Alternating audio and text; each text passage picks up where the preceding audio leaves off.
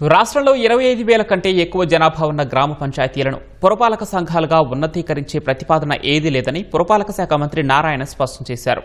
అసెంబ్లీలో ఎమ్మెల్యే ప్రశాంతిరెడ్డి అడిగిన ప్రశ్నకు మంత్రి సమాధానమిచ్చారు. ప్రస్తుతం జనాభా లెక్కల ప్రక్రియ కొనసాగుతోందని, అది పూర్తయ్యే వరకు గ్రామ పంచాయతీలు, పట్టణ ప్రాంతాల విషయంలో ఎలాంటి మార్పులు చేయవద్దని కేంద్ర ప్రభుత్వం సూచించిందని చెప్పారు. జనాభా లెక్కల ప్రక్రియ పూర్తయిన తర్వాత నిబంధనలకు అనుగుణంగా అవసరమైతే గ్రామ పంచాయతీలను మున్సిపాలిటీలుగా ఉన్నతీకరించే అంశాన్ని పరిశీలిస్తామని మంత్రి నారాయణ వెల్లడించారు.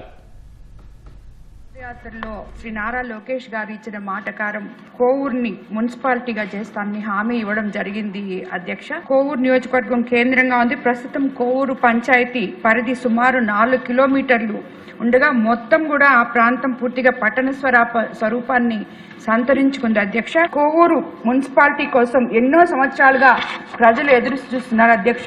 కాబట్టి ఈరోజు ప్రజా సంక్షేమం, అభివృద్ధి ధ్యేయంగా పనిచేస్తున్న మన కూటమి ప్రభుత్వం ఈ ప్రతిపాదనను పరిశీలించాలి అధ్యక్ష. ఆల్రెడీ గవర్నమెంట్ కి ప్రపోజల్స్ పంపించున్నాం అధ్యక్ష.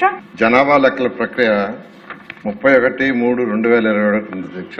అందువల్ల కేంద్ర ప్రభుత్వం 2027 మార్చి 31 వరకు జ్యూరిడిక్షన్స్ ఏది మార్చొద్దని యాక్చువల్గా ఫ్రీజ్ చేసింది అధ్యక్ష. అందువల్ల 2027 వరకు చేయడానికి లేదు అధ్యక్ష, మార్చి వరకు. ఆ తర్వాత పరిశీలించడం జరుగుతుంది.